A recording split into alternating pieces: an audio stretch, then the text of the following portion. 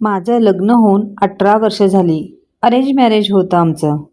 तेव्हा सगळी अरेंज मॅरेजच असायची. अरेंज मॅरेज म्हणजे प्रेम नसतं असं वाटत असावं तुम्हाला. पण अरेंज मॅरेजमध्ये ओळख हळूहळू वाढते, विश्वास वेळेसोबत तयार होतो आणि प्रेम रोजच्या छोट्या छोट्या गोष्टीतून जन्माला येतं. इथे फक्त दोन लोक नाही तर दोन कुटुंब एकत्र येतात. आजच्या काळात लव्ह मॅरेज जास्त प्रमाणात आहे, पण अरेंज मॅरेज अजूनही मजबूत का मानलं जातं माहिती आहे तुम्हाला? अरेंज मॅरेजमध्ये कुटुंबाचा आधार असतो आणि निर्णय घाईत घेतले जात नाहीत. इथे अपेक्षा स्पष्ट असतात, जबाबदारीची जाणीव जास्त असते. प्रेम हळूहळू वाढतं, पण ते खोलवर रुजतं. लव्ह मॅरेजमध्ये प्रेम आधी असतं, अरेंज मॅरेजमध्ये प्रेम नंतर होतं, पण दोन्ही टिकतात फक्त समजूतदारपणा असेल तर. लग्न कसं आहे ह्यापेक्षा लग्न निभावण्याची तयारी महत्त्वाची आहे. अरेंज मॅरेजमध्ये लग्नाआधी मनात भीती असते. तो कसा असेल? आपलं जुळेल का? माझं स्वप्न समजून घेईल का?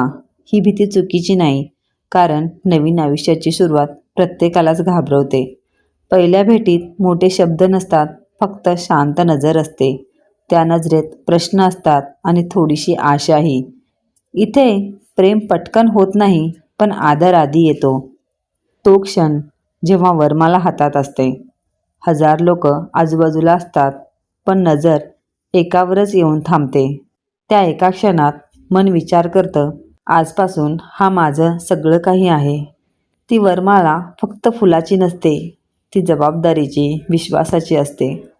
लग्नानंतर सगळं सोपं नसतं. मतभेद होतात, कधी शांतता असते, कधी अबोला राग.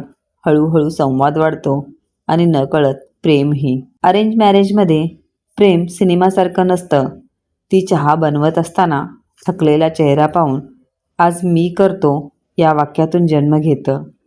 हे हळूच असतं, पण खोलवर असतं.